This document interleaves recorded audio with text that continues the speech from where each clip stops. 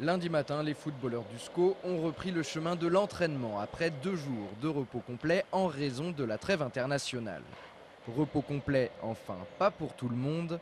D'un côté, les joueurs les plus utilisés depuis le début de saison ont bénéficié de l'intégralité de leur week-end pour souffler.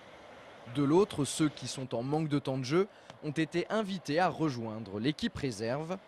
Ainsi, David Leray, remis de sa blessure au genou, Prince Onyangé, Vincent Manceau et Norio Suzuki ont participé samedi au match de CFA2 contre Blois.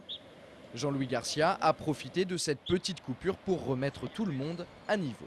Pour certains, ça a permis de se régénérer un petit peu, hein. Il y en a qui ont, depuis le 1er juillet, les matchs amicaux, les 5 matchs du mois d'août, qui ont été beaucoup utilisés. Donc ils avaient besoin un peu de couper, de reprendre un peu de fraîcheur. Et ceux qui avaient un peu moins de temps de jeu ont été sollicités par les 2 matchs de CFA2.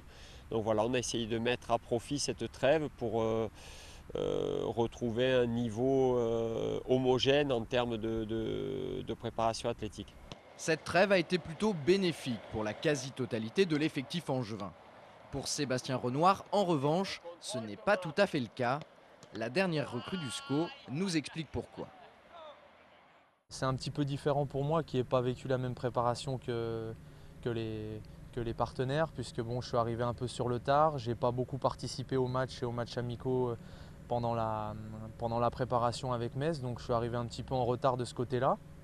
Et là, je venais d'enchaîner 2 matchs contre le Havre, enfin, au Havre et puis à domicile contre Ajaccio. Ça s'était bien passé, donc voilà, je commence à monter en puissance. Donc pour moi, qu'il y ait eu un match, ça aurait pu me permettre d'enchaîner de nouveau. Et pendant que certains n'enchaînent pas assez à leur goût, d'autres ne s'arrêtent jamais. C'est le cas de l'avant-centre Anthony Modeste. Le joueur prêté cette saison à Angers par l'OGC Nice s'apprête à disputer ce soir sa 2e rencontre en l'espace de seulement 3 jours. Convoqué en équipe de France Espoir par le sélectionneur Éric Momberts, il affronte ce soir l'équipe d'Ukraine en match de qualification pour le championnat d'Europe prévu en 2011. Selon nos informations, Anthony devrait être titulaire à la pointe de l'attaque. Samedi dernier, il avait déjà débuté face à la Slovénie pour le premier match de la campagne des Bleuets.